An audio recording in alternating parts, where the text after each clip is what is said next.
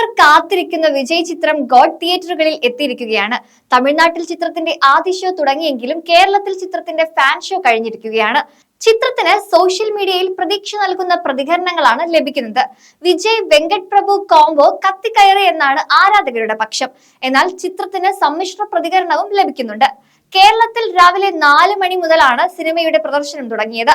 ശ്രീഗോകുലം മൂവീസിന്റെ ബാനറിൽ ഗോകുലം ഗോപാലനാണ് ഗോഡ് കേരളത്തിൽ വിതരണത്തിനെത്തിക്കുന്നത്. തമിഴ്നാട്ടിൽ സർക്കാർ നിബന്ധനകൾ പ്രകാരം രാവിലെ 9 മണിയോടെയാകും ആദ്യ ഷോ തുടങ്ങുക.